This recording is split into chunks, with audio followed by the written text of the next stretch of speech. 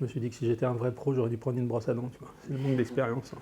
Déjà, est-ce que tu veux faire une petite présentation de toi et de ton film rapidement pour débuter l'interview?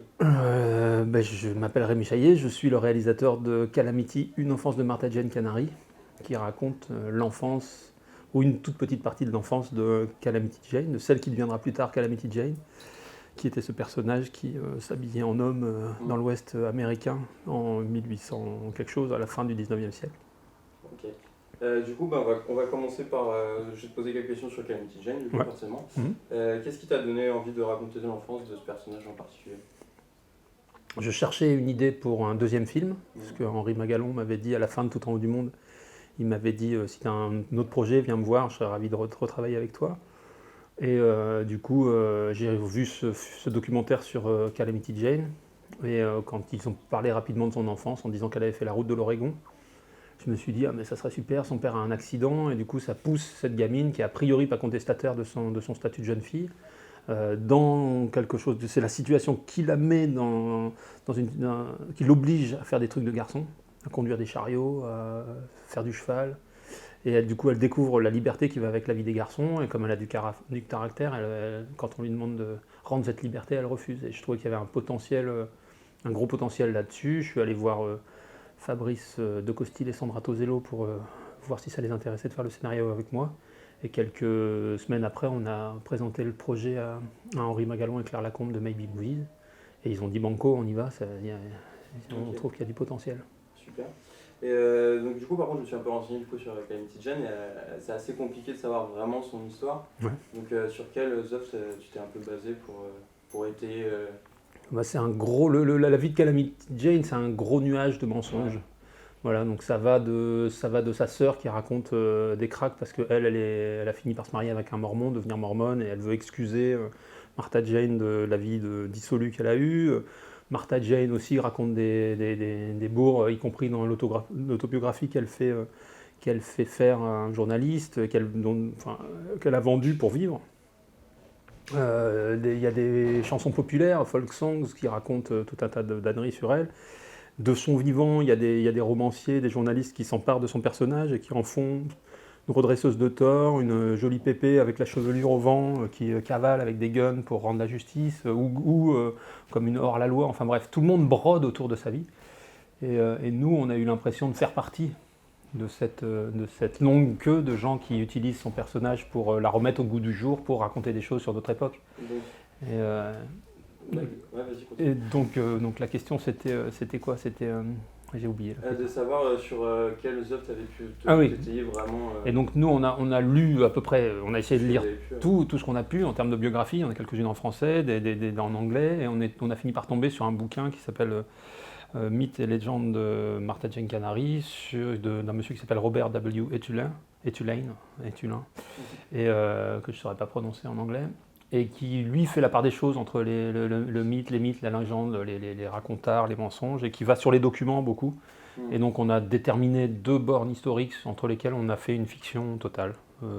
On sait à quel moment ils sont partis. Il y a un procès que les frères et sœurs de Robert et Charlotte, les parents de Martha Jane Canary, c'est leurs frères et leurs sœurs qui leur font un procès autour d'un problème d'héritage, et quand le procès a lieu, ils ne se présentent pas, et les shérifs sont envoyés à la ferme, et on s'aperçoit qu'ils sont partis. Donc on sait à la semaine près où ils sont partis. Quoi. Mais c'est à peu près le seul truc. Et ensuite, on sait, 2 ans après, dans le Montana, il y a un journaliste qui écrit que les 3 enfants Canaries, en donnant leur prénom, mendient. Voilà, donc après un hiver très rude, etc. Donc nous, on s'est placé dans ce moment entre les deux. On a inventé, pour que ça dure 2 ans, on a inventé l'idée d'un premier convoi avec la mère qui meurt dans le premier convoi. Ils sont obligés d'abandonner le premier convoi et ils supplient de faire partie du second. Et c'est pour ça qu'il y a 2 années pour faire la route. D'accord. Du coup, je me suis un peu renseigné sur Tout en haut du monde. C'était déjà un peu un film qui se basait sur des éléments historiques. L'adaptation. Donc ça fait à peu près 2 fois que tu te bases sur des éléments à peu près historiques pour en faire une fiction. Et je voulais savoir pourquoi cet angle à chaque fois. En fait. Alors ça, c'est pas vraiment réfléchi. Tout en haut du monde, l'idée m'a été proposée par Claire Paoletti, la scénariste originale et du film. C'est elle qui avait eu l'idée d'envoyer une gamine au pôle Nord à la recherche du bateau de son grand-père. Et là, c'est plus le personnage qui m'est tombé dessus. Et voilà. Après, ça m'est tombé dessus et ça m'est resté parce qu'il y avait les grands espaces et que c'est un truc qui m'attire énormément. Donc c'est plus C'est pour vrai. le côté grand espace que tu as Oui, c'est ça, les grands espaces m'attirent. Cette période m'intéresse beaucoup parce que tout n'est pas cartographié, parce qu'on peut passer la colline et disparaître, parce qu'il y a quelque chose là-dedans qui m'attire énormément, alors qu'aujourd'hui on est sur une planète totalement fermée, totalement cartographiée, totalement où on est tracé de partout. À l'époque, Martha Jane, elle peut se couper les cheveux, passer à une ville d'à côté et se faire passer pour un homme. Ok. Donc moi je vais aussi un peu parler de l'animation parce que je t'avoue que je connais pas grand chose d'animation et ça m'a énormément choqué, choqué dans le bon sens cette technique d'animation et je voulais savoir pourquoi tu faisais du coup ce style en particulier où il n'y a pas les contours des personnages, où ça fait très, très peinture en fait. Je voulais savoir pourquoi ce style là et qui détonne un peu par rapport au reste de l'animation en général. Ouais, c'est un style qu'on a mis au point pour Tout en haut du monde, donc c'est un style effectivement sans contour. Ce que ça permet, c'est que ça permet de faire traverser la lumière beaucoup, beaucoup plus. Ça permet aux personnages d'être traversés par la lumière des décors. Parce qu'ils sont en contact direct, il n'y a pas l'effet vitrail que peut donner un contour noir autour des personnages. Ça arrête la lumière, ça fait qu'il y a une frontière et ça fait que le rapport des couleurs se fait toujours au noir, au plus foncé. Donc là, on peut avoir des personnages totalement gris qui apparaissent sur un fond gris, comme on le fait dans Tout en haut du monde. Ici, on explose complètement les palettes et les personnages vibrent avec les couleurs. Les couleurs des cheveux sont en contact direct avec les couleurs des ciels. Donc, enfin voilà, ça crée des vibrations très intéressantes. D'accord. Donc c'est. Je voulais savoir aussi quelles étaient tes inspirations esthétiques pour justement créer ce type de. Bah là, avec l'équipe, parce que c'est un travail collectif, il faut le penser vraiment comme un travail collectif. On est parti d'une part de ce qu'on appelle les affiches, la période des trains en affiches, c'est des affiches vintage des années 50, 40-50, où c'est des compagnies ferroviaires américaines privées qui faisaient de la pub pour les destinations qu'elles pouvaient vendre. Et elles le faisaient au travers de sérigraphies assez spectaculaires, très peu de couleurs, mais un dessin assez fort et assez solide, et une simplification déjà, pour que ce soit une affiche.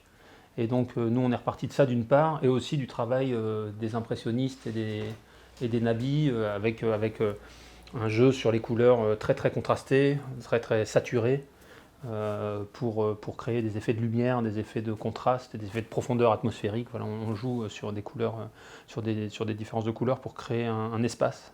Okay. Et ça demande un travail plus long et plus difficile qu'une animation normale ou... Alors là, c'est autre chose parce que ça nous enlève certaines choses, ça nous rajoute d'autres. Là, on travaille avec 3 équipes aux personnages.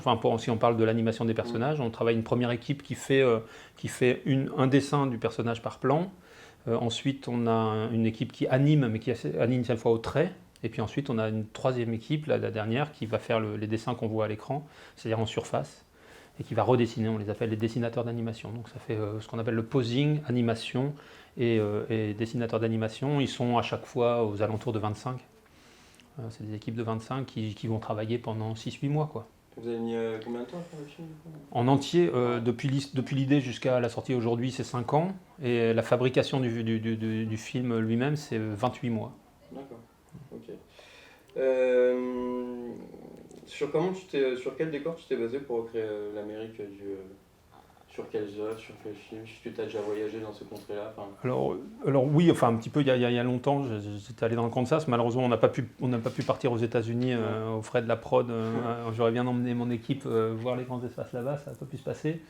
On a travaillé beaucoup avec Google Street pour ce qui est de la largeur des personnages.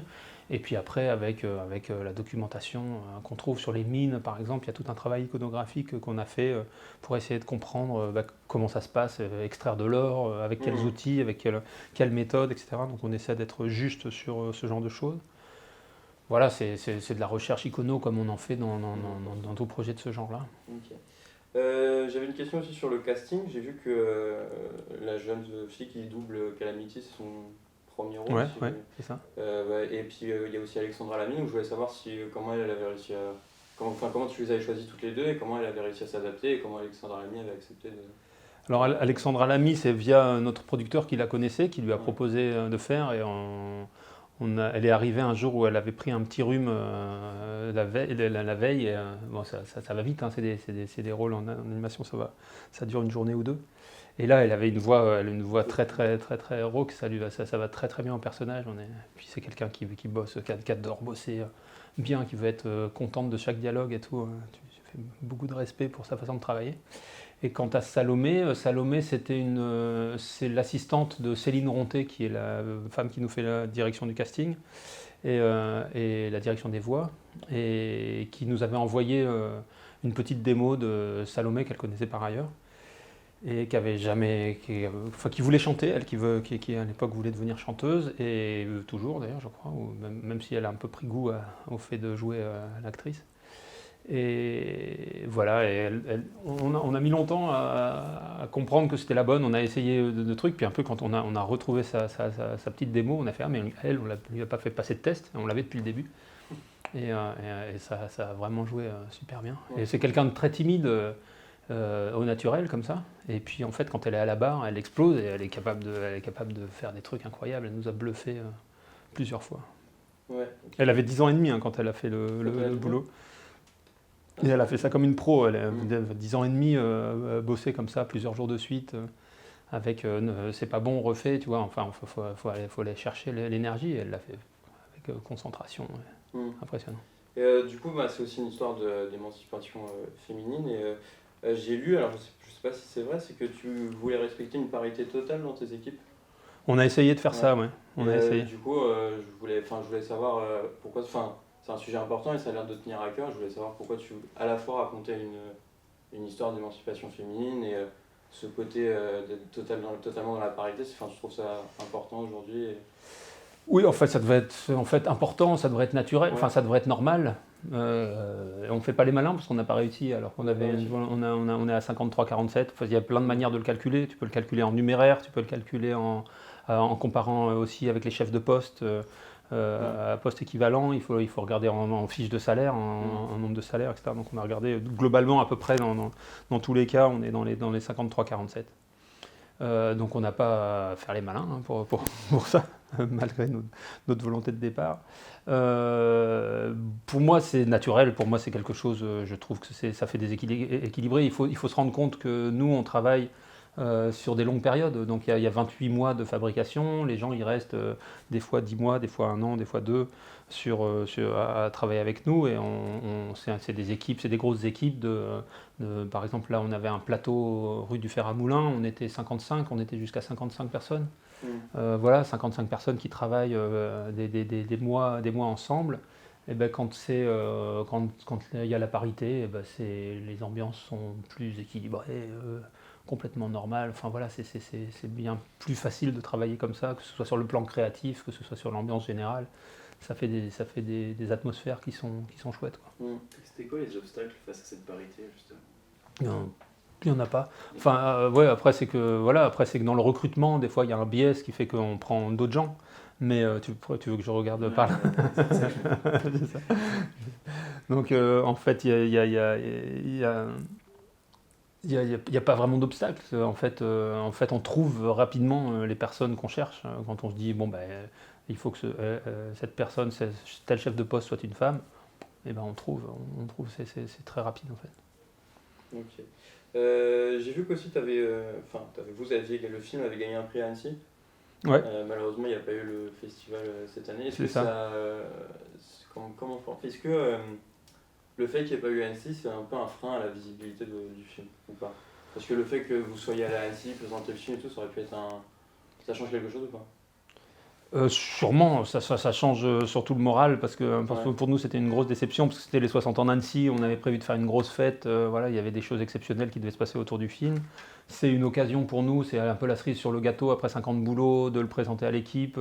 L'équipe aussi fait venir leurs copains, donc il y a une fierté de présenter à ses pairs, parce que le festival d'Annecy c'est beaucoup d'étudiants d'animation, de professionnels de l'animation, c'est là où on retrouve nos collègues et machin. Donc, voilà, pour nous c'est très frustrant. Sur le plan commercial, que ça change quelque chose, j'en sais rien. Je peux pas je pense pas que ce soit. C'est pas Cannes. Le film était fini avant le confinement? Oui, on l'a fini 15 jours avant. Enfin, non, on a fait la projection équipe 15 jours avant le confinement. Ouais. Donc, Et le confinement a changé quelque chose, de date de sortie du coup?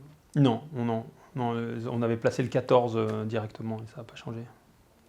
Ok, bah écoute, on arrive à peu près à la fin. Je voulais savoir aussi si tu prévoyais de faire une suite.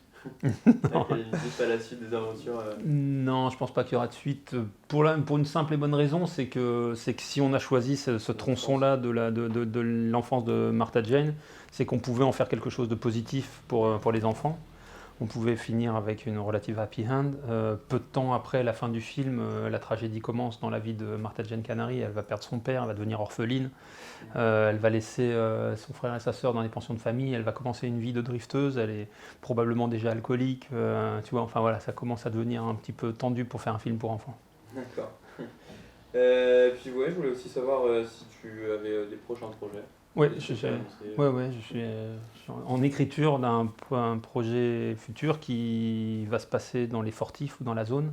C'est cette nébuleuse de bidonvilles qui entourait Paris, qui est devenue sur une zone qui est devenue le périph', qui était une contre-escarpe, c'est un système défensif de Paris qui était inconstructible. Et en fait, d'abord c'est devenu une promenade pour les Parisiens, et puis ensuite c'est devenu un lieu où les pauvres commençaient à s'installer, donc toutes les immigrations, donc les Italiens, les Espagnols, probablement les Auvergnats et les Bretons au début, et ensuite les Tunisiens, les Marocains, les Tziganes, voilà. Donc c'était une nébuleuse de bidonvilles, il n'y en avait pas partout, mais c'était le symbole de la pauvreté qui grouille pour les bourgeois parisiens qui avaient très peur de ces endroits-là. C'est de là qu'en sont partis les Apaches, il y avait des bandes de je sais pas comment on appelle ça, de bandits qui attaquaient les bonnes gens. Et on va faire le destin d'une gamine qui va sortir de cette condition-là, qui va sortir de cette zone-là qui était très stigmatisante et qui va trouver sa voie de chanteuse réaliste. Donc ça va être un film plus musical. Et où je vais repartir à la musique avec Florencia Di Concilio qui signe la musique de Calamity. D'accord. Et toujours dans le même style d'animation? Toujours peut-être évoluer, je sais pas, c'est pas encore décidé. On est à l'écriture en ce moment, donc le style n'est pas encore tout à fait défini. Et même public du coup? Même public, ouais, pour enfants. D'accord, bah voilà, moi si tu veux rajouter des choses, rien d'autre à dire. Okay. J'ai beaucoup parlé aujourd'hui déjà. Donc bah cool, bah merci beaucoup. Merci à vous. Est-ce que ça te dérange